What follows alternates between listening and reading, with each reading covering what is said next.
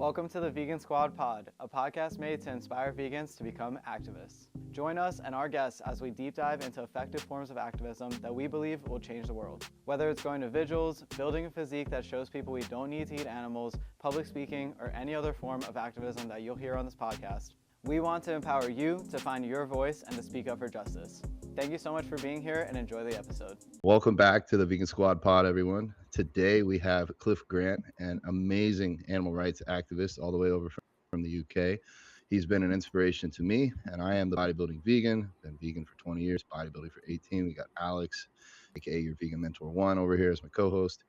And we're sending wishes to Jordan today. He's not doing so well. Normally he's here with us, but he's got some personal health issues he's battling, so we're keeping him in our thoughts. So today, though, we're going to get to dive in with Clif, learn a little bit about his backstory. If you can't tell, he's got a little bit of an accent. He's from the other side of the world, but with this wonderful thing called Instagram and technology, we're able to connect with people around the world. And I want to learn more about Clif's story. A lot of us have, I think, the need to thank Clif and other people like him that have been doing this for a very long time and paved the way for activists like myself and Alex today.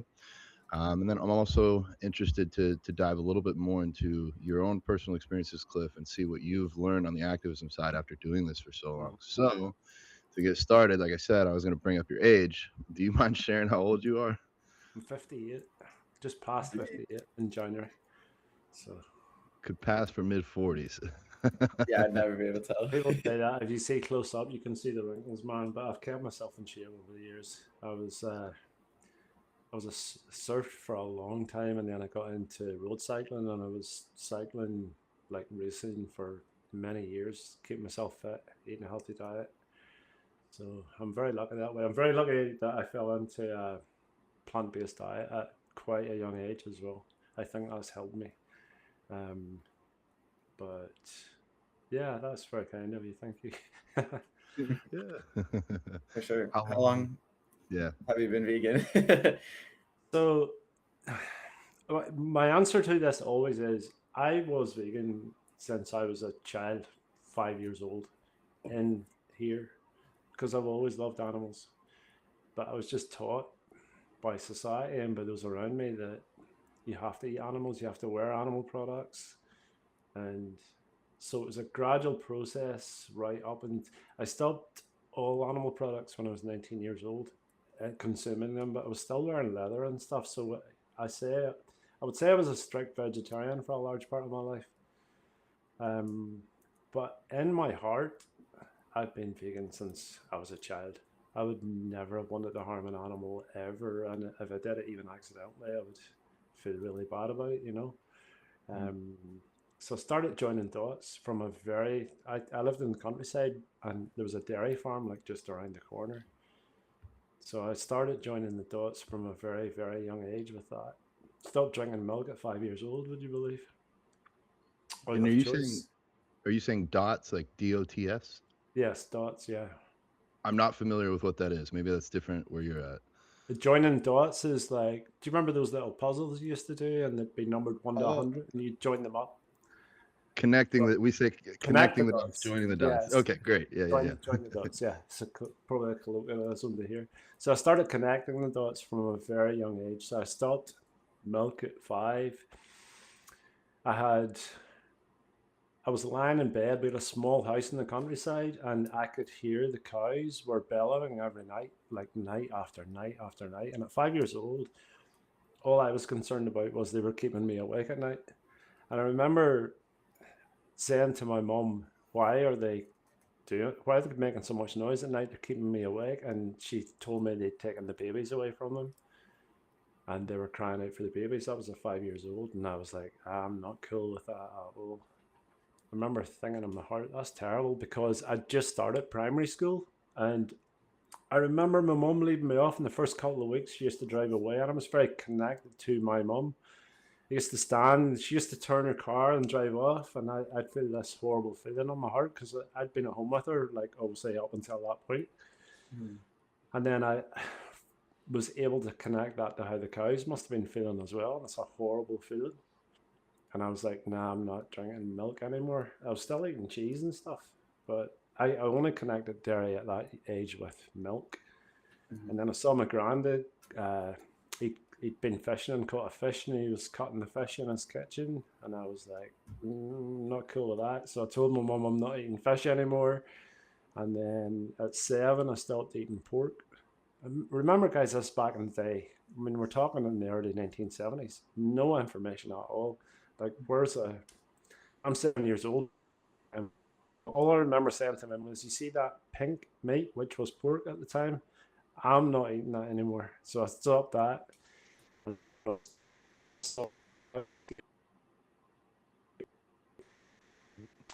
No. And they chased her down, put chains around her neck, dragged her off. I was deeply upset by it, like properly. I was shouting at them to stop them. She had escaped from the slaughterhouse, and that I was. Cliff. I'm not. So sorry. One second, Cliff. We lost you for just a second. I think it's a recording setting. I'm going to turn it off on our end. It's saying So up sorry about that. going along. You're okay, Brian. Yeah, if we can rewind like 15 seconds. I'm sorry. I know it's in the middle of that. Yeah. I think you're good now. The pig where you stopped eating pork and I stopped eating pork at 7 years old. I was saying, I remember saying to my mum, that pink meat, I didn't even know what it was. I'm not eating that anymore. So that was like bacon and pork sausages and stuff. And then at 10, I saw a cow. I was playing football with my best friend, and the local abattoir, as we called it in those days, or slaughterhouse, was across a couple of fields. And I saw a cow running across the field, and then 2 guys running after the cow, and they cornered her in the corner of the field. And I get upset when I talk about this. It deeply affected me. Trying not to cry. They beat her with sticks. They beat her so viciously that she fell onto the ground and was lying on the ground, and they still continued to beat her. And me and my friend at 10 years old were shouting at them to stop. And sorry, guys, they're recounting this. Okay. This is how badly this affected me. A van then came across the field, like an old van, white van, and they tied ropes and chains around her legs and around her neck, and they drove off across the field, dragging the herd behind them, which scarred me forever. I'm trying to compose myself, sorry. And I remember my dad, I was like, why the hell would anybody do that? And he was like, oh, she's escaped from the slaughterhouse, and they've dragged her back. And I was like, what the fuck? I remember lying in bed that night thinking, holy shit. And I'd probably eaten red meat that day or a burger that day, most likely. But I was like, okay, that's going now too, so I'm not eating red meat anymore. So I was still eating, I think chicken was the last thing I was consuming right up until I was 19, and then I realised, because I thought you had to. I genuinely, in those days, thought you had to. That's what I was taught, you need it. Mm-hmm. And then I realised that you don't need it, and I stopped. I was, like I say, I was still consuming animal product, not consuming wearing leather and probably using cosmetics that were tested on animals. You guys are lucky you have the internet. I had nothing back in those days. I was living in a wee country place with no access to books or internet or anything at all. So it took me a lot of years to connect those dots by myself. But I finally got there. So yeah, the answer to the question is I've been vegan since I was a child. I just wasn't, my actions just weren't aligning with my views, but it was not because of me. It was because of the things I'd been taught, you know? Absolutely. And it's really you were one of the first people probably in the world to go, to go vegan at that time. You're probably one of the first at that time. So no, there's been people vegan a lot longer. I mean, I wasn't vegan then. That's what I'm saying to you. I would say I was a strict vegetarian. I didn't go vegan until I seen the Urofsky speech. Okay. I'm going to say it was around 2013 or so. Gotcha. And that's when I fully went vegan. I saw that speech and I went, oh shit. Because I thought I was doing enough. Like most vegetarians back in those days thought they were. And when I saw the speech, I was like, okay, yeah, I'm vegan instantly. I think that's well, Gary was our first guest on this Yeah. new podcast, so it's really cool to hear that. He actually helped one of me and Alex's best friends go vegan almost 10 years ago. And I just want to say, I don't know their name. Their handle is Akash, and they said, Cliff, I became vegan because of you on January 3rd. Thank you. Thank So you. That's awesome. making a huge difference. And I think you're right, man. Like Alex and I are so privileged that we had the internet. Actually, I went vegetarian 23 years ago. I was 10 years old, and my friend told me if you eat that hamburger, you're killing a cow. So kind of the same thing. She helped wake me up. I didn't do it instantly, and same as you, I started not eating certain animals until I became vegetarian, and then 3 years later, it wasn't the internet. Actually, it was a magazine, a PETA magazine, that helped me go vegan. So now, for anybody listening to this, like it's so easy to spread this knowledge and spread this information because I'm sure for you, Cliff, at least for me, I was the only vegetarian I knew. I was the only vegan I knew for a very long time. There weren't people out there that just could give this information to you. So I agree with you.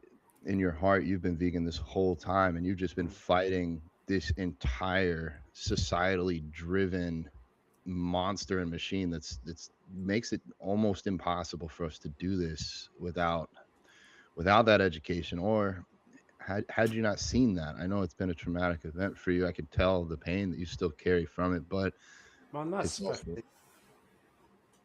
50 years ago almost. And that I still feel the pain of that when I talk about it. Like it scarred me for life. I think that's one of the reasons that I became an activist because I feel compelled to speak for them so much, you know.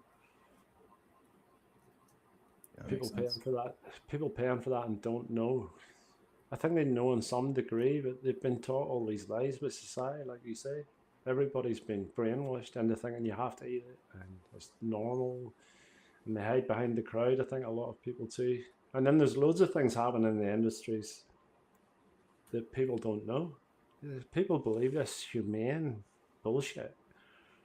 And I think most decent people, when you speak to them and explain it, they may not go vegan straight away, but they at least then I can walk away from the conversation and say, well, okay, well now that person knows. What they do with that information is completely up to them. I have no control over that. Yeah. That's why I feel compelled to impart the knowledge because I know loads of people who, like people I speak to in the street. This is the reason I started uploading on the internet is because somebody said to me one day, you know, you can have one conversation with one person and it might take half an hour on the street, but if I share that conversation, there's stuff of value in there for loads of people online to see.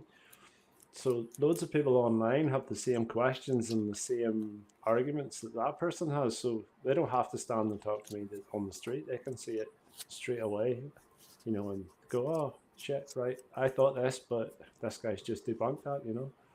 Right. So I'm very blessed that somebody said to me years ago, you should record your conversations when I was doing AV and stuff, and I never did. I was organizing so many things, I never got around to it, and I'm very glad I did because honestly, man, I get maybe I would say on average 30 or 40 messages a week from people now. I don't get to read all my messages, I get so many, but I would say on average between 25 and 40 messages every week from people saying they're going vegan because of my content. So, like, I'm so blessed that I can make that difference. So that's what drives me to keep going out and keep doing it, you know? yeah, That's incredible. yeah. It's very smart. I mean, like we need activists in every area, and there's many Mm-hmm. different forms of activism.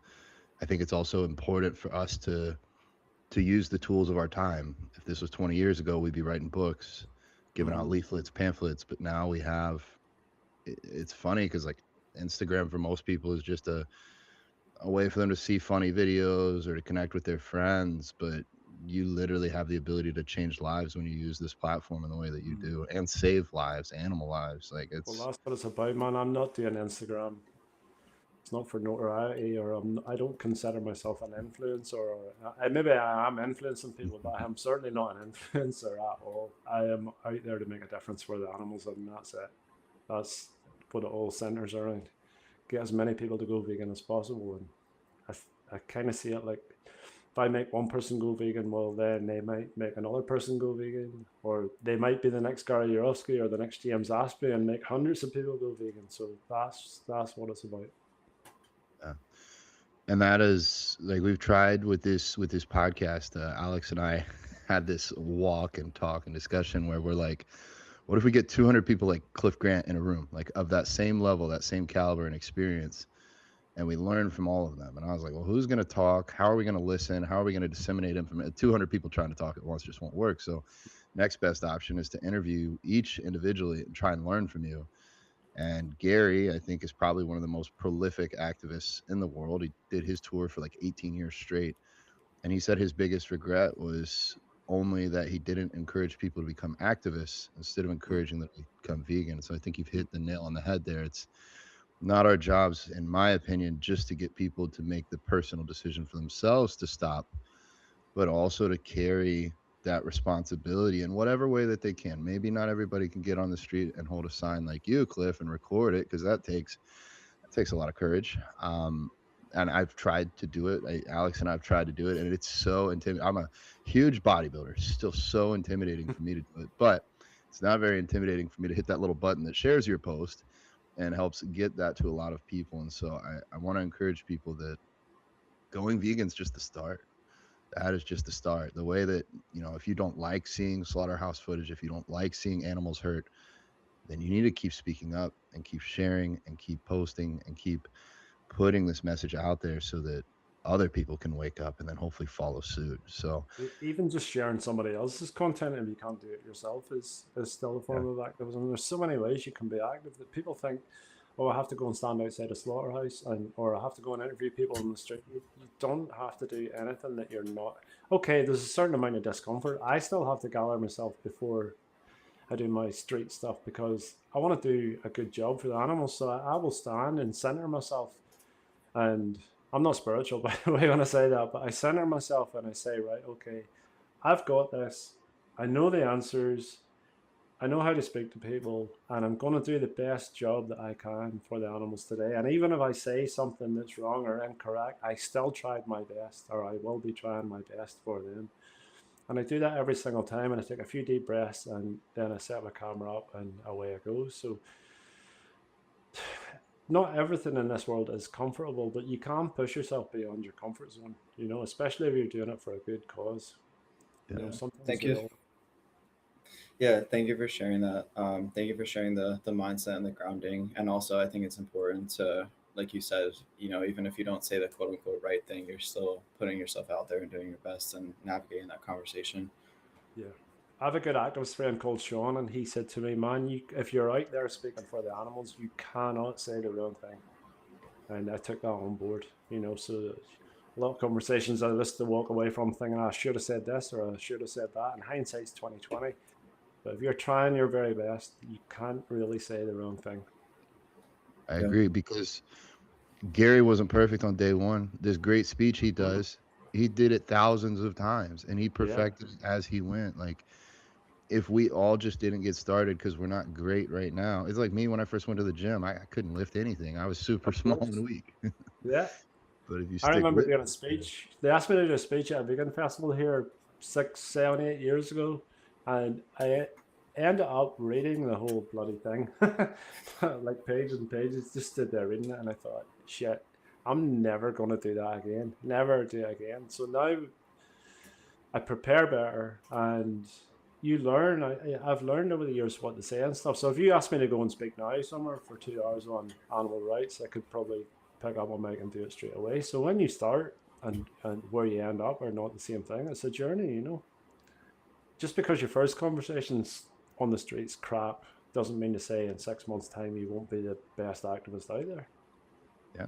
And even a crappy conversation about this. I mean, we probably don't want to run around and yell at people and make them get defensive. But if you're out there speaking from the heart and just having a conversation, I don't think you could ever leave somebody less vegan than the first time they talk to you about it. And the conversation for other people that maybe on the street sounds like a lot, you have friends, you have family members, you have social media. More than likely, if you're watching this, like, that conversation can be in many different places. It doesn't have to just be on the street. So I want to reel back just a moment and kind of get caught up from at 19, when it was 19 years old where you officially went vegan. No. Or no, I'm sorry. Strict vegetarian. strict vegetarian. Okay, and then it was 2013. You heard Gary and went vegan. Then, what did that look like for you? What options did they have for food? What did you like to eat, or what did you find to eat? Like, was that hard, that You transition? talking way back in the day? Because way back in the day, there were, like when I first went strict vegetarian, all I can remember you could get that resembled like a meat alternative was a bag of like dried soybeans in a local health food shop, and it came in a little, not cardboard, like a paper bag.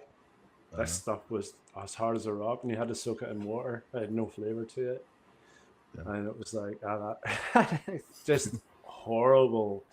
But I found my way into my diet. I try to eat as much as possible whole food, plant based, and always have. And then with being an athlete for a lot of my life, you know, especially with road cycling and stuff, it was a very high carbohydrate diet, which I actually believe I don't push diet on people. I don't really care what you eat. You can eat what you want. Just don't eat somebody. You know? I care about who you eat.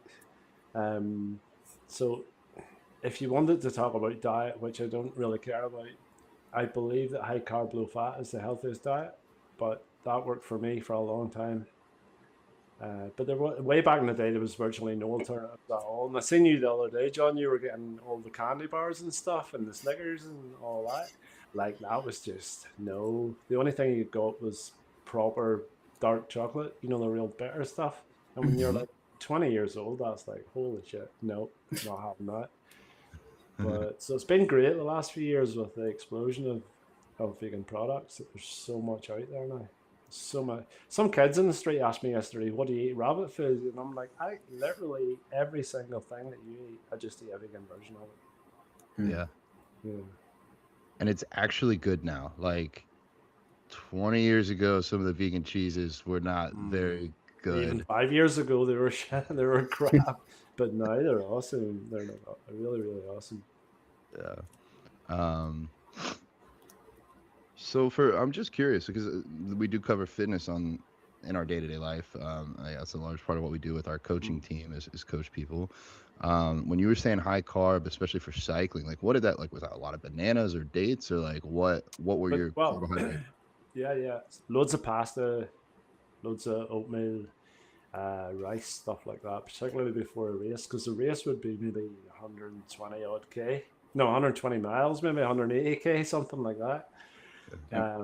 So I mean, you're talking 3 or 4 hours, and after it's like hitting the wall in the marathon after a certain length of time.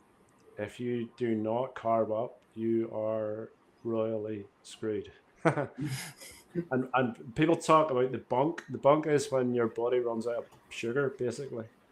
So you need to eat a massive amount of carbs the night before a race and probably on the morning too. And then during a race, loads of people would use like energy gels and stuff.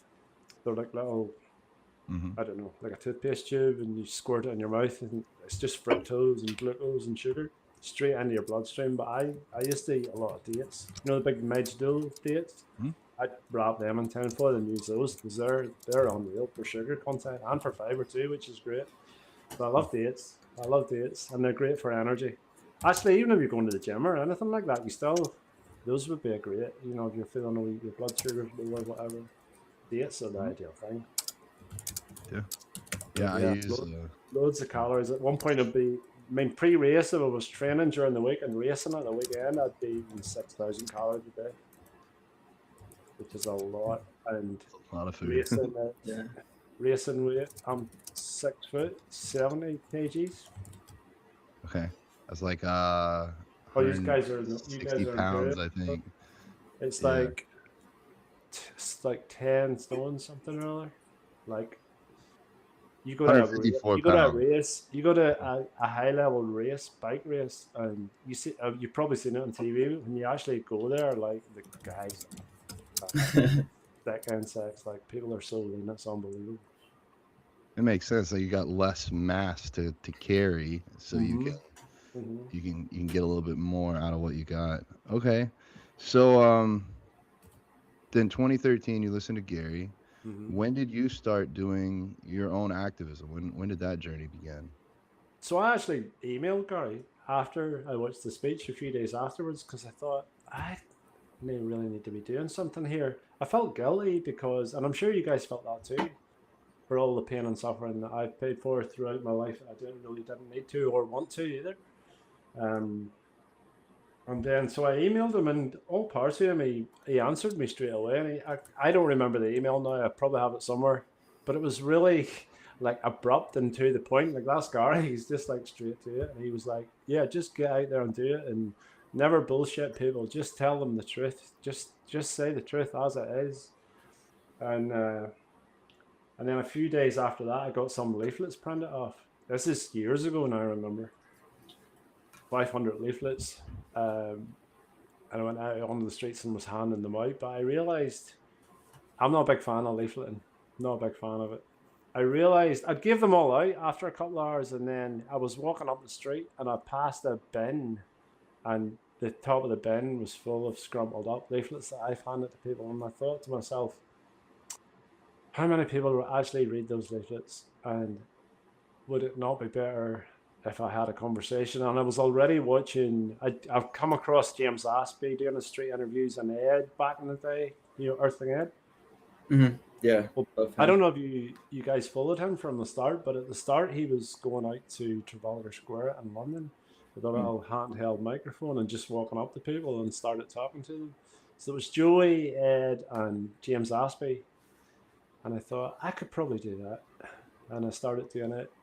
And then I was running, I had a AV chapter going in Belfast for a long time until COVID. I was running that, and 2 save vigils at 2 different slaughterhouses pre-COVID as well. And then when COVID came, it's very difficult to get people to come out. Obviously the risk of the virus, and then the police were clamping down hard on anybody that was doing anything on the streets. They didn't want you outside at all. I don't know what you guys were like over there, but you were allowed out, if I remember rightly, half an hour every day for exercise, like walking around and stuff, but you weren't allowed to be on the streets and stuff. I went out anyway. I was like, I was driving, I didn't for the first couple of weeks, and then I was driving to work one day and I seen a pig truck going to the slaughterhouse, and I thought, I can't sit at home. So I went out anyway. So I've been doing activism for a long time. Like almost immediately when I went vegan and watched Gary's speech, I started doing activism almost straight away. Well, like you said, you learn as you go. The leaflets obviously was not the most effective form, or you'd still be doing that today instead of what you do. And so we learn and we grow over time. I think, I know Alex had something to say, but I'll sit on this. Alex, what do you have? I was just gonna ask if your the way that you speak to people, has that changed over time? Like I know that many new vegans are very passionate, and like I didn't always speak as eloquently to people. It took me time to learn how to speak very eloquently. I know you have like the AV training, so were you always I haven't done the protocol now, but I realized from doing AV very early on that I could have effective conversations. Like you can feel when you're talking to somebody in the street whether they're getting it or not. Have I changed over time? I think I've learned how to. There's always better ways to say things. This is why I encourage people to do We the Free or AV events, because when you're doing those events, you hear other activists having conversations. And numerous times when I was doing that, if somebody brought up a point or was arguing something, I'd have a debunk for it. But oftentimes you hear somebody else saying something and you think, that's actually a better thing to say. That's better. And like, I'm not precious. So if I can find a better way or a more effective way to say something and I learn it from somebody else, I'm going to use that. So it's good to be around other activists and hear what they're saying. But I haven't really changed because I try to. I don't know if you guys picked this up. This is my advice to activists when you're talking to somebody. 2 things. Number 1, I picked this up a long time ago. Don't attack people. Don't try and come across as non-judgy. Okay, you may feel in your head that judging people is the right way to go, but when you judge somebody and you're pointing fingers at somebody, somebody's going to put their shield up. And they're going to feel attacked, and they're not going to be open with you. So you'll oftentimes hear me saying to people, look, I'm not judging you because I used to pay for this too. I paid for it too. I'm not the biggest animal lover in the world, but I love animals. I love them dearly. And yet I was duped into doing this same thing. So I'm not judging you. I'm just asking you to think about it in a different way. So that's number one. And I was going to say a second thing. I lost my chain of thought. Go ahead. No, ask me a question and it'll come back to me. What I've seen with your activism, like so the people that maybe people are tuning in for the first time, they're not familiar. Clif will typically hold a sign, and then actually I have a few questions about it, but he'll hold a sign and then it will usually be something that triggers some emotion, and someone will come up to say something about the sign. And then Clif will ask them a series of questions. He won't tell them what to do. He won't tell them how to think. He won't tell them what's right or wrong. He'll ask them questions that if they answer honestly, I think most people would agree that it's wrong to abuse and kill animals. And so that's typically, at least how I've seen your activism that has been posted on your page be conducted. I came up with this thing. I actually wrote it down. It took me about 6 months to come up with it. And I'm going to re-adopt it again because it's a very good form of getting people there quickly. I realized I was having conversations that were too long. It was taking too long to get to where I needed to be. Because when I'm out in the street, I don't want to rush people, but I also want to speak to as many people as possible. So I came up with the 4 questions. So the first question is, I asked them, what do they think of animals? And most people will say, oh, I love animals, blah, blah, blah.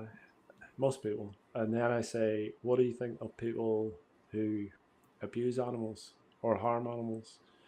And they'll all say things like, oh, they should be shot, or they should be hung, or they should be castrated. I've had that a few times and stuff like this. So now they're in a position where they have clarified that they love animals and that they are against harming animals. And then I'll say to them, well, what about the animals that go into slaughterhouses? The ones we turn into food and clothing, or the animals that we test on for cosmetics? And almost immediately you can see the penny drop with most people. Some people will get it straight away. Some people, cognitive dissonance kicks in and they start to try and defend it. And I'm like, well, you've literally told me 2 seconds ago you're against this, and now you're going to try and defend it. So it's actually a very good way of getting people. If you can get people to tell me what they think before I ask them the killer question, then they're in a corner that they're like, okay, now how do I deal with this? And people, obviously, as you see, people deal with it in different ways, And what was the fourth question? I'm trying to think of the 4 questions. I actually have it on my phone somewhere here. It's so long since I've done it. I'm trying to think if I remember. So it's usually 3 or 4, whatever comes into my head. Do you know what? I'm not going to be able to find this on it. All right. Okay. Do you love animals, or how do you feel about animals? What do you think about people who cause harm to or abuse animals? Or then I asked them, what would you qualify as abuse, or how would you describe abuse? And people will say, well, kicking them, beating them, harming them. And then I say question 4. Now this is a trickier question. It's how do you feel about the industries that harm animals, slaughterhouses, farms, zoos, circuses, whatever? So they've already told me they're against harming animals, and they think people will often say, oh yeah, kicking a dog's bad and stuff. And then I'll say, well, if kicking a dog's bad, well, then why is it okay to cut another animal's throat? Why is it okay to electrocute animals? And what's the answer to that question? If you're being genuinely honest with yourself, what is the justification? And I strongly believe there isn't one. Even though people try and argue all sorts, there's no justification for it. If you don't have to do it, then why do we do it? Yeah. It's brilliant because they're telling you exactly how they feel before you even ask that question. We had Jack Higgs on the last episode.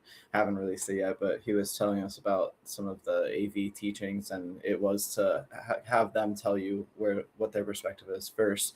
So I love that you're like the design of the question is just brilliant because you have them open up about where they're at, and then it's easy to debunk the other things with information and bring them back to where their values are, which they already told you in the beginning. And of course, there are people who honestly do believe that we have to, you know, so that's easy to debunk. Like most of the times I just say now, like, I haven't eaten animal products since I was 19, and here I am at 58, standing right in front of you. I am living proof that we do not have to. So what are you going to say to that? Yep. I'm probably sure. I haven't spent time in the UK. Actually, I would love to go. Here in the United States, like, we hear you have to get protein with all your meals. When I went to high school, there were like got milk posters. I was already vegan, and I'm looking at this like that's crazy that they're like showing that you have to get this in school. And They changed the bloody diet thing in America recently. Who's that guy that he talks like a duck? I can't remember his name. That senator guy. You know the guy I mean? He's got the yeah. I sure, think that's the whole big thing. Yeah. We're going to push milk and dairy products and meat right to the top. We're going to turn the food pyramid upside down. Jeez. it's all been messed up since day one anyways. The regular food pyramid says we need, meat and milk anyways. So it's always been wrong. It's still wrong. It's maybe more wrong. But when I first started dating my partner, she was not yet vegan, but like the conversation got started because she was interested in it. And we went and we walked in a park, and she was telling me some reasons why she felt she still needed to eat chicken and other animal products. And like, she's like, well, I listened to this podcast. I've been doing a lot of research. I've been trying to get healthy. I've cut out dairy because I know that that's not good for you, but I know we need some of the nutrients that's found in the meat. And I was like, which one? And she's like, well, protein. I'm like, but you can get that elsewhere. And she's like, well, I know there's other ones. I was like, okay, let's take this down just a notch. Instead of us watching a movie the other night, if I'd invited you over to eat a hamburger, would you have said yes? And she's like, yeah, I would have. And if I said, let's go out to the backyard, we're going to take Annabelle from the shed, we're going to slit her throat, we're going to cut her skin off, we're going to cut her body up, and we're going to cook it together, would you do that with me? And she just looked at me like, is this guy crazy? I barely know him. Is he a serial killer? And like, she's like, I could never do that. And I was like, well, then you are vegan in your heart, just not yet in your actions. And I think that's where a lot of people are stuck. A lot of people have been brainwashed. So I think it's like you said, like the first rule is we can't attack or judge people with the activism, because if we truly believe they're a horrible person that's never going to change, or they're committing atrocities, then we're not going to bring the energy of that And curiosity. how would you have felt, John, if you were walking down the street and you met an activist and they were like, you're a fucking terrible person, you shouldn't be doing this, you're shit, and pointing fingers at you and stuff? Even when I was vegetarian, if somebody had done that, I would have went, whoa, hang on there. I wouldn't have listened to that person. Yeah. So some people think I'm too soft for my activism. I don't think I am. I want people to listen and take in and absorb the information. It's more important that I give them the information than I mean, don't get me wrong, there are some people, I will tell some people to piss off. Like if I feel like they're saying something egregiously cruel or just being a troll, I'll just say, I've done it. I put a couple of videos up recently where I'm just like, you can just summarily dismiss these people. Like, you can go. I'm not interested. Why would I stand and talk to a person like that for 20 minutes when I can talk to two other people that are going to get it? Why would I waste my time? 100%. Yeah. I like, I'm sure some people think it's funny when you're like, I'm not going to shake your hand, or I'm not going to talk to you if you are saying that you're going to kill, like, that you don't bother you that you kill animals, like it doesn't matter, and you're making jokes about it. But like, I think it is just you being respectful with your own energy that you can put back in. Can I ask you a question? What do you think of that when, like, sometimes I'll have a conversation and people do this, oh, well, we'll agree to disagree thing and go to shake my hand and stuff, and I'll be like, no, like, I feel like it's such an awful, terrible thing that they're still going to go and support. I don't want to shake your hand. And do you feel like that's a bad thing or a good thing? I feel like I'm drawing a line and saying, this is my line. Like, so I'm going to talk to you and I'm going to respect you as a human being, but I'm not shaking your hand. I feel like if I shake your hand, like I'm somehow saying that it's okay for you to continue doing what you're doing. I agree with you. I think what's going to disrupt their thinking pattern, if you shake their hand and be like, oh, no, it's no big deal, you'll get there when you get there, versus like it's almost in our culture, it's almost expected. If someone reaches out to shake your hand, you shake their hand. It's almost expected of you. So if you don't, I don't know if that's going to make them go vegan, but it's going to give them one more chance to break that cycle and think like, why wouldn't he shake my? That's what I believe. I think it would have affected me. I'll speak to them respectfully, but I'm not going to. Like, I feel like it's exactly what you say. I feel like if I shake their hand, it's like, oh, well, I'm okay if you don't go vegan, and I'm not. I'm really not, and that probably sounds judgmental when I'm saying not to judge people, but I think it's different once people know. There's a difference between Joe Blogs in the street that doesn't know, and you give them the information and they can process that information, and somebody who does know the information and just goes, nah, I'm just going to do it anyway. There's a big difference there. A big difference. I'm in the same boat. My dad recently asked me if I respect people who are not vegan, and I was like, I don't respect people who know exactly what happened and choose not to go vegan. Yeah. Who have done the research and know everything and still don't. Because I think it's a moral obligation if you know everything that happens. I would agree with that. I would agree. I give people a bipolar, but there's a certain point where I'm like, no. If I've explained to you about gas chambers and all these heinous things that happen in these industries, and you're okay with it, you know, if they're okay, well, I'm going to consider that or whatever. There's the thing too. People try to force people to go vegan on the spot. To me, it's just a nonsense. You can't. How many people have you ever spoken to that went vegan on the spot? John, your example from earlier, it took you steps. Took me steps as well. I'm not advocating for baby steps, by the way, before somebody in the comment section. I'm not. I wish everybody would go vegan instantly, but you have to give people there's a reasonable time period for people who have been doing one thing their whole life to shift to another thing. It was easy for me because I was a strict vegetarian. It wasn't that big a leap, but for some people who have been eating meat and dairy products and wearing leather and stuff their whole life, you know, there's a transitional period that should be, 10 days, 2 weeks, maybe 3 weeks at a push. If you're moving towards veganism and then you're vegan, I'm fine with that. Get rid of the stuff out of your cupboards, whatever. But if somebody's not going to make that shift and has no intention and they're just trolling me and then try to shake my hand, that's not happening. Not happening at all. I think we can expect of people to go vegan based on the level of information and access and knowledge that they have, right? Like I have someone that helps us work and do a lot of the things that we do for Vegan Squad, and they live in a third world country. And I don't frankly know what their access to food and resources is like. I would think that they have plant-based options, but I don't know if they have the ability to turn down a meal or not. So I'm not here saying we need to go after people in other countries that might have some other insecurities or other things like food insecurities. Like that's not something to necessarily talk to people about. But if they're in a first world country and you're already buying food and you have the internet, it was different for me. I think I went vegetarian over time because I was 10 years old and didn't know how to cook. Like I didn't have a whole lot of options, but I went vegan the day that I read that magazine. And then I think now there's no reason somebody couldn't meet you on the street today, Cliff, and be like, wow, yeah, I need to do this. Let me go home and chat GPT. What's the easiest way to go vegan? Like they can figure it out if they want to. Yeah. But it's rare. I mean, I've been around activism circles for a long time, and it is very rare to get somebody who goes vegan instantly. So I'm very hard line with it. Like if we sat and had a discussion on animal rights and stuff and everything, I feel I am quite hard line with it.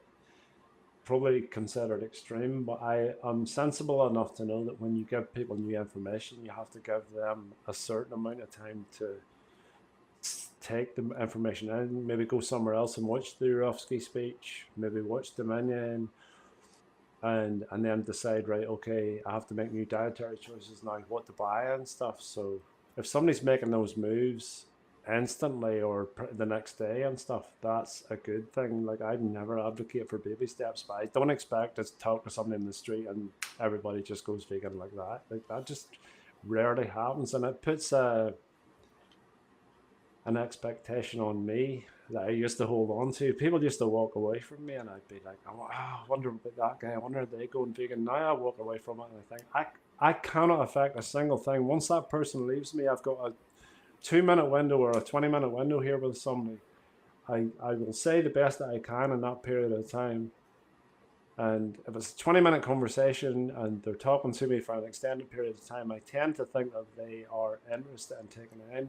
If it's a 2 or 3 minute conversation, I tend to be a wee bit, I'll try and say something that leaves a sting with them that they will think, well, why does he think I'm an animal abuser or something? And that might come across as harsh, but I want them to think about it when they walk away from me, one way or the other.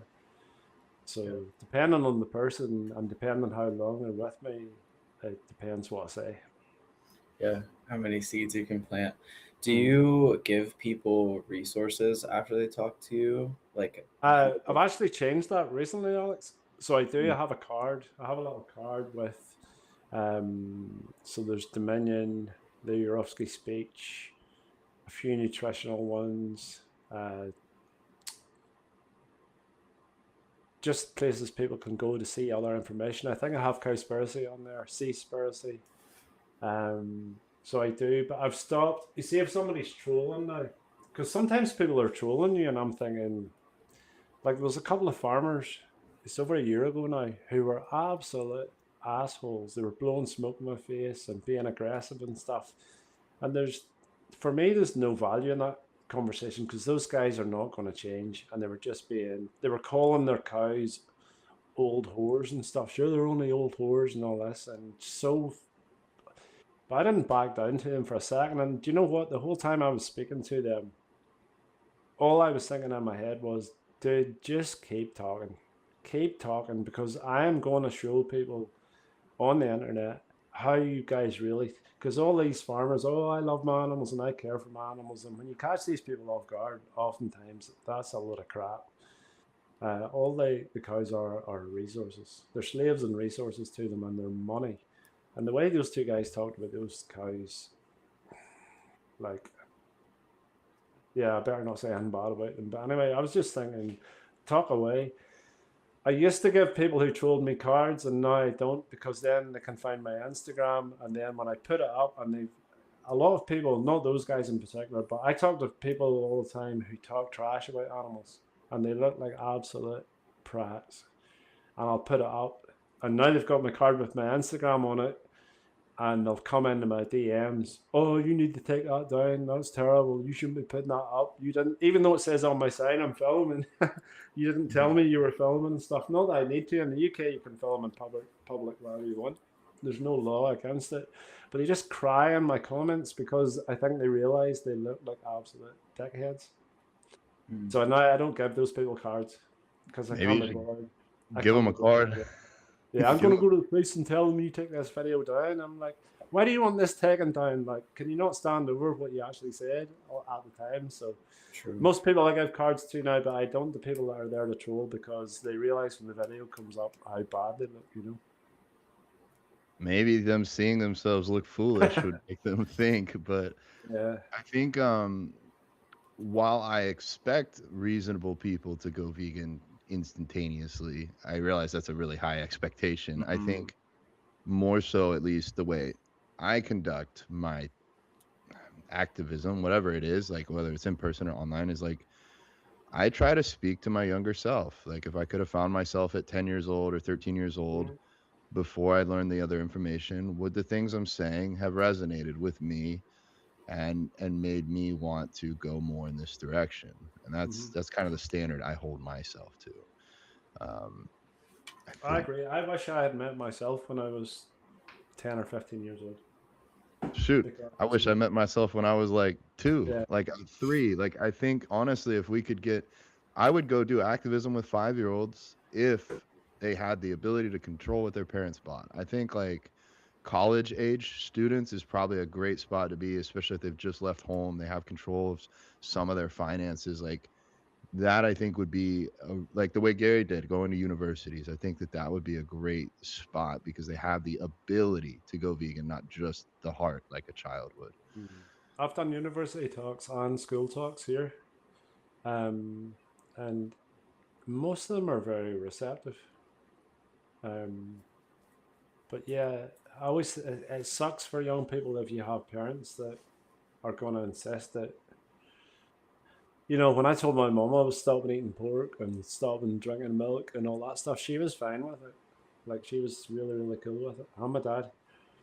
And so I always say to kids, there's loads of kids, 14, 15, 16, will stop in groups to talk to me. And I always say to them, well, you know, talk to your parents. If your parents are decent people and they love you, and you go home to your parents and you say, hey, folks, I don't want to eat animal products anymore or whatever.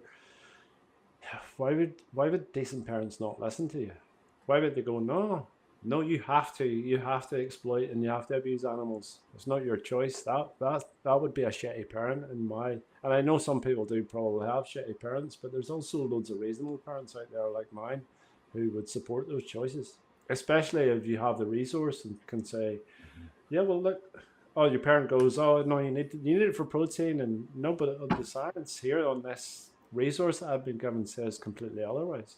Says that you don't, and if you can assure your parents and let them sit and watch, should it be Gary's speech or should it be Cowspiracy or should it be some of the nutrition ones, you know, then why would they not support you if you're their child and they love you? Why would they not support you in your choices? And there's Yeah. enough people like you. I mean, if somebody says they need protein and they look at the likes of you, like it's quite obviously a load of bollocks. True. Yeah. It's I think a lot of parents probably are just completely uneducated, and like realistically, like they should be having their children go vegan even just to be good parents, even if they don't care about animals, because it's healthier for their children. It's just Mm-hmm. clearly our governments are still pushing meat because there's money to be made there. So Obviously, that choice that Trump and his affiliates made with the food thing. I mean, anybody with a mind to think knows that was lobbying caused that. Like, oh, it's so obvious. Like, money talks. Yeah. Sucks. It, Let's it's push really it unfortunate.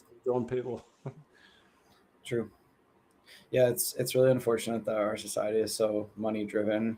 I mean, I don't know. I'm sure there's a lot of factors to it, but I feel like they know that meat and dairy and animals, like eating animals, causes so many health issues for us, Mhm. but they would rather profit off of the animal agriculture industries and then profit True. off the pharmaceuticals and then profit off of hospitals to take care of us and make us more sick so that we can't, you know, and we have to, quote unquote, use all the medical services that they provide, but really it's just a system so that we continue to spend money. Yeah, the system sucks, no doubt about it. It's not an excuse for us at an individual level, but the system freaking sucks. Yeah. yeah. And it takes so much individual effort to break out of it. Not that much once you actually get into it. Like it's not hard to be vegan. It's not hard to make choices where you buy vegan leather, buy vegan cosmetics. Mm-hmm. It really is just about education. I think the most difficult part of being vegan is not knowing other vegans, but there's social media now and there's ways where you can meet others. And yeah, I think it's just Education's everything, absolutely everything. exactly. And do you know what? I mean, I don't want people to feel like we can't fight the system. The system is scared of us for sure. Like even small signs of it, I see. Like last week, there was a big court case here in the UK, and Oatly can no longer call themselves oat milk. They have to call themselves something else now. This is a decision in some high up court somewhere brought by the meat and dairy industry to court so they couldn't use the word milk. Well, why do they care? They care because they see how many people are shifting to plant-based milks. You know, so we can have an effect, and they are scared of us. If they weren't scared of us, they wouldn't be taking that to court. So I Good. see that as I actually see it. A lot of people are like negative about it. I see it as a positive because it shows us how scared they are of us and how scared they are of the truth. True, and the impact that's being made, causing that by vegans Yeah, and by people choosing more plant-based options. exactly.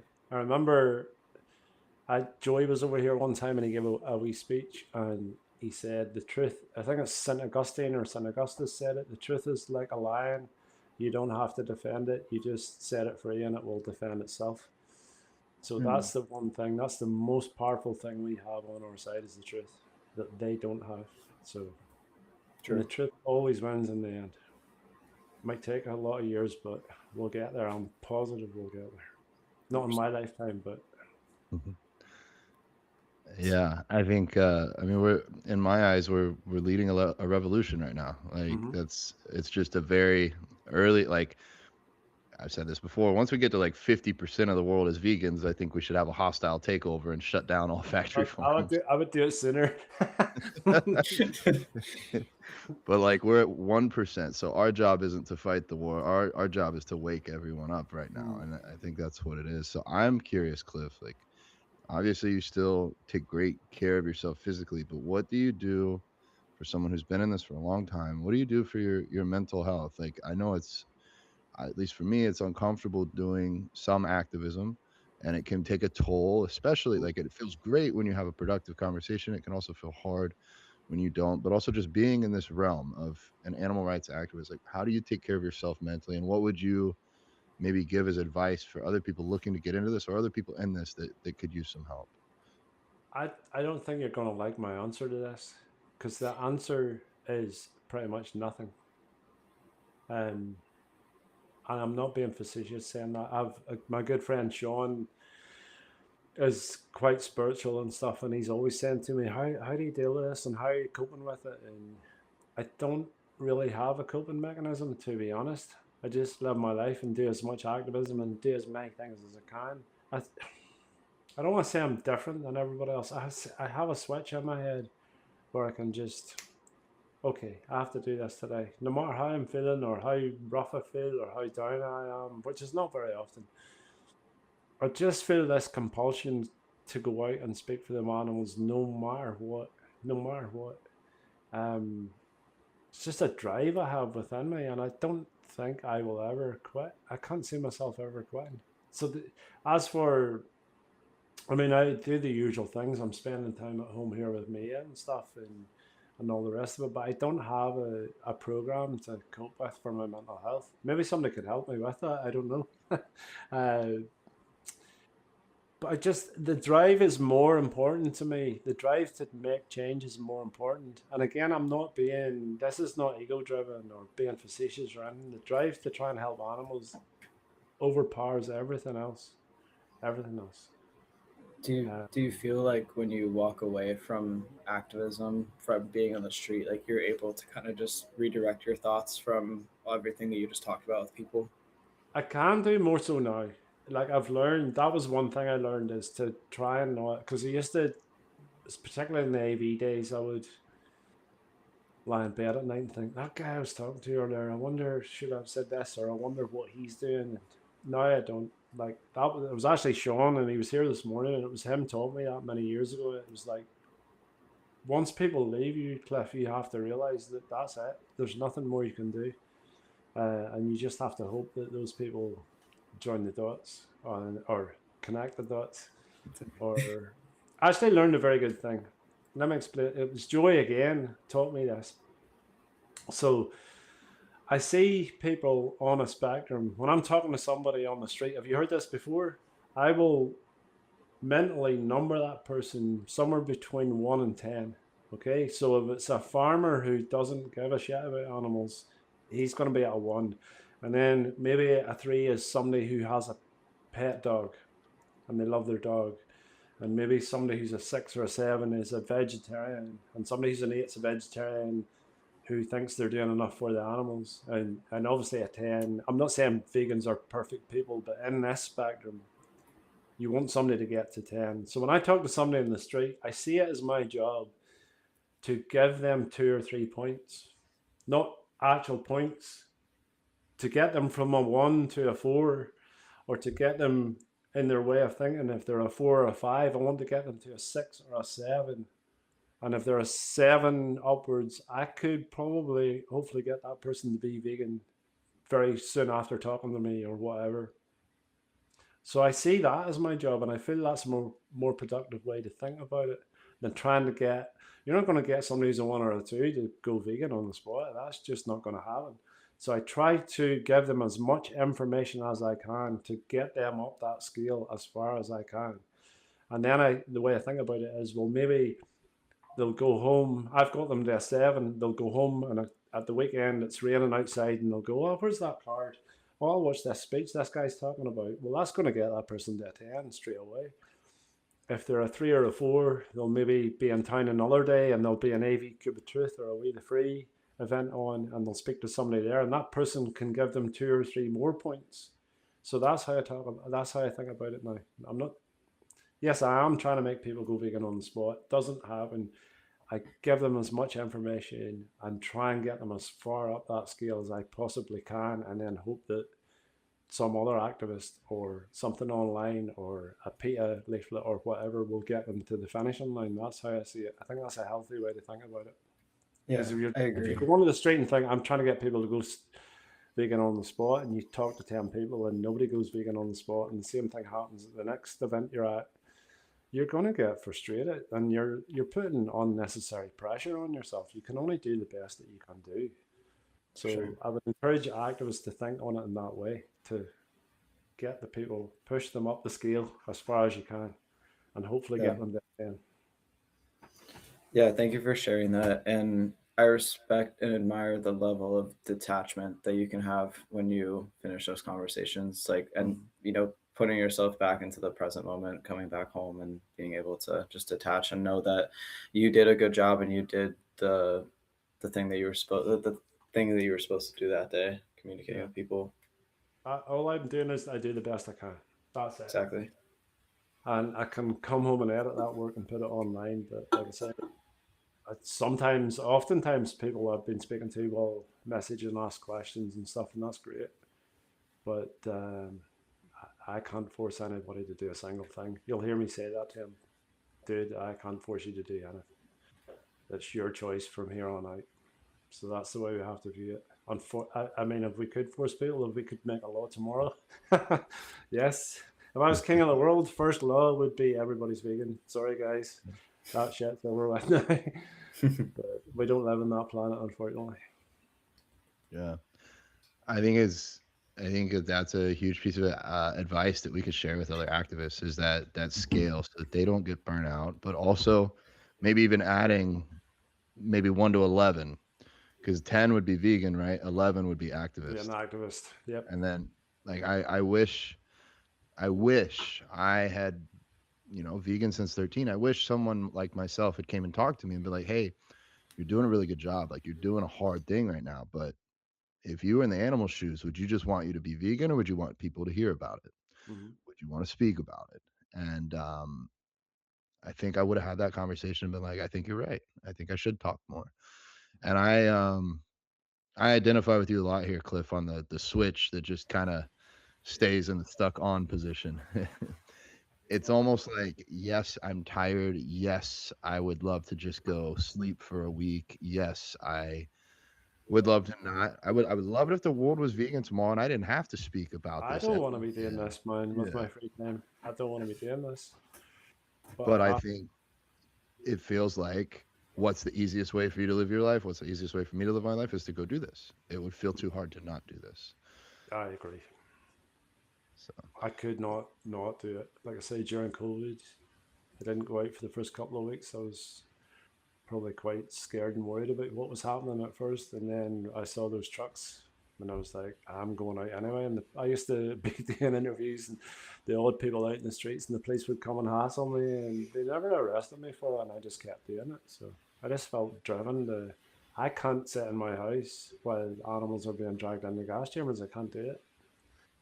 So I have that drive and fire within me that I may seem quite mild-mannered, and I am. Like, I am a calm, mild-mannered person, but I also have a great drive inside me as well.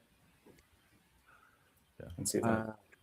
So I'm very glad that I have that, and yeah, I encourage everybody who's vegan to, any opportunity you get to speak for the animals, flip and do it, because the animals can't. We are all the animals have.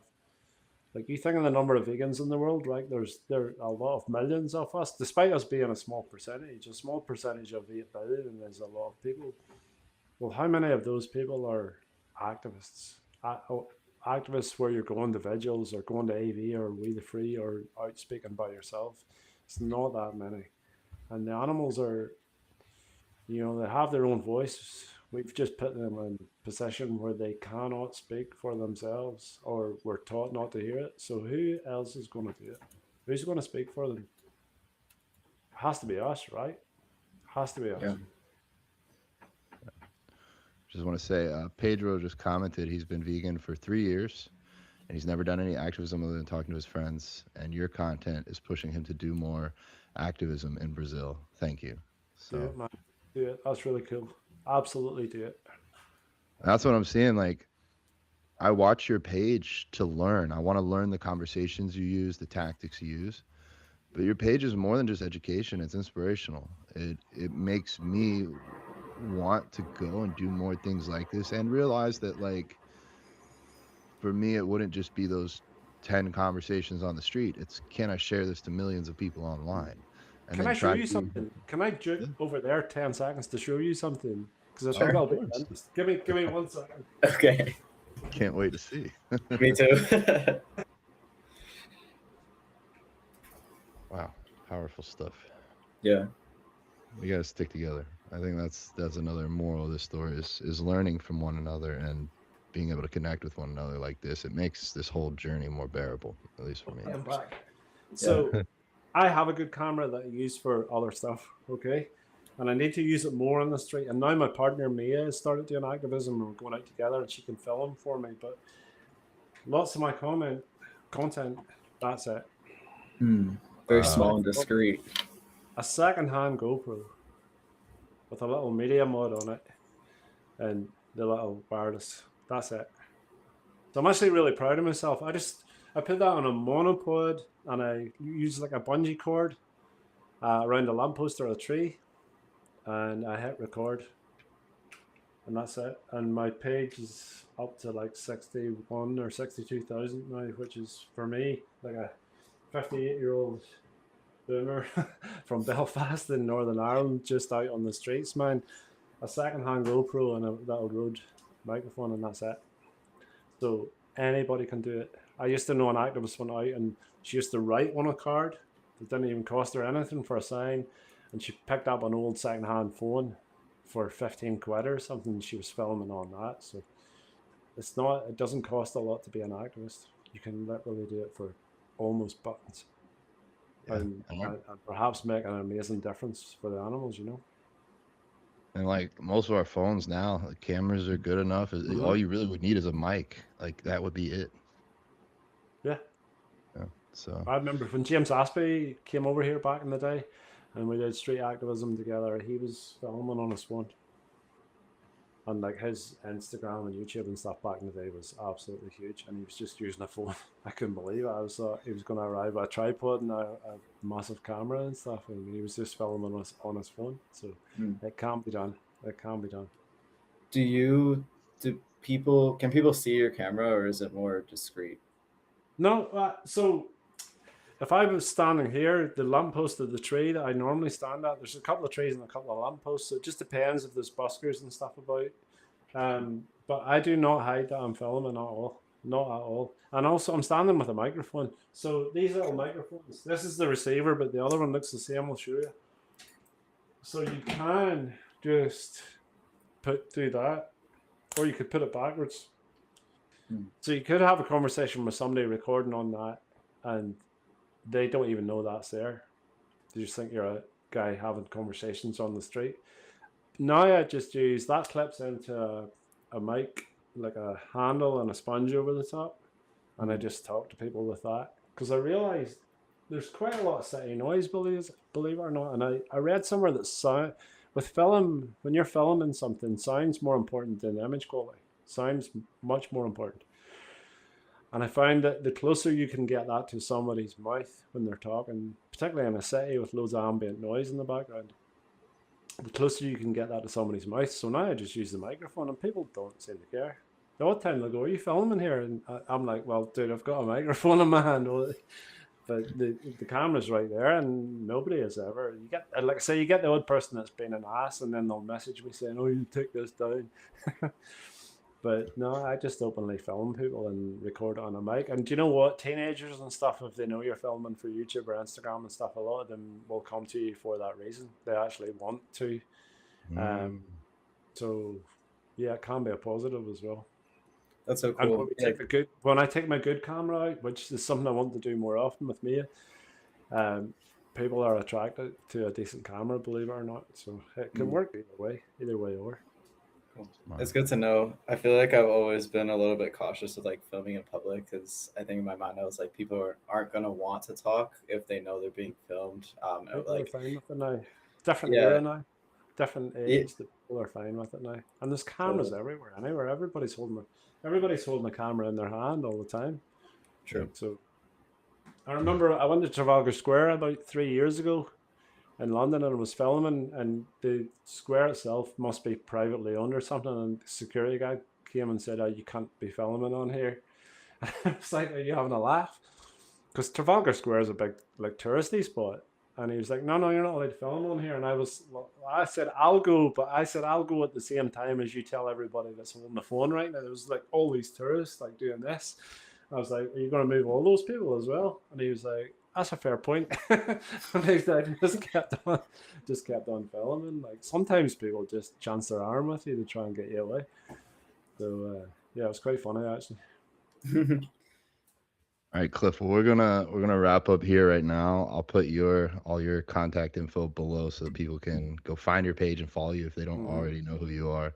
I want to say from the bottom of my heart, thank you for helping pave the way. It's people like you that have been doing this for a very long time that made it a little bit easier. Can I just say one thing? I feel like I'm standing on the shoulders of giants. So it was people like Joey Carbstrong and Ed and Paul Bashir as well, and people like that inspired me to get out there and do it. So I mean, I started activism and doing what I'm doing on standing on their shoulders. So they paved the way for me, and Gary as well paved the way.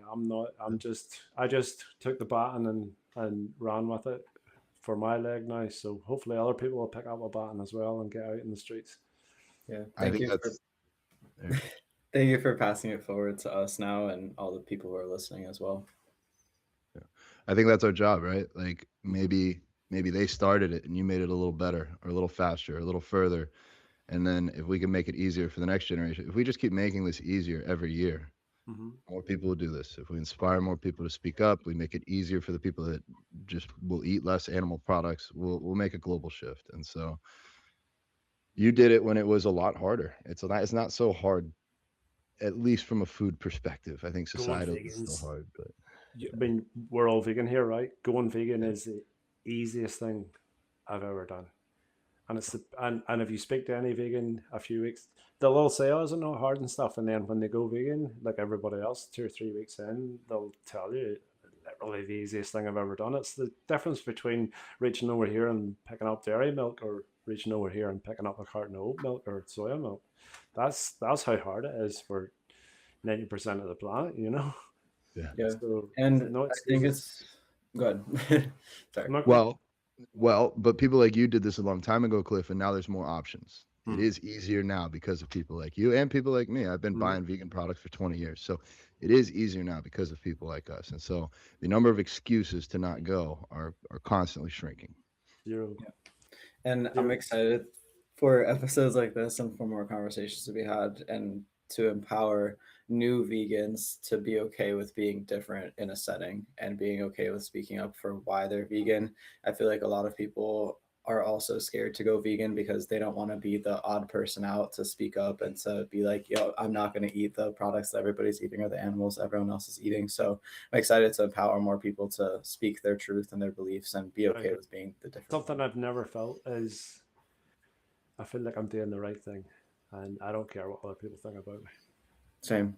Was that there's no other conversation to be had. I want to do the right thing, and I want to do the right thing by animals. And if somebody thinks that's weird or extreme, I don't care. Don't care at all.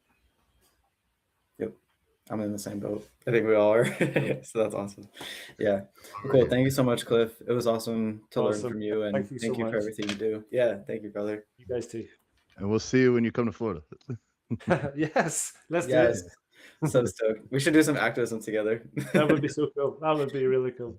Let's do it. Thank you for tuning in to another phenomenal episode of the Vegan Squad Pod. I hope that you're feeling inspired to pursue activism in your own way. That was our goal when we set out to launch this podcast. We want to help inspire other vegans to find their voices. But that's not all we do. We also have the Vegan Squad coaching team, where we help people find their way to veganism, and we help vegans get even more fit. This, for me, is another form of activism. The more that we can elevate the lives of the vegans that work with us, the more the rest of the world will see us living our best lives and be a little bit curious.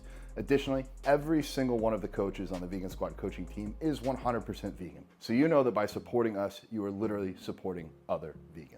Exclusive for listeners of this podcast. If you'd like to work with us and hop on a free call, click the link below. One of our expert coaches will reach out and help you elevate on your fitness journey. If anything that you learned today on this episode was useful to you, please share it with a friend, and we'll see you next week.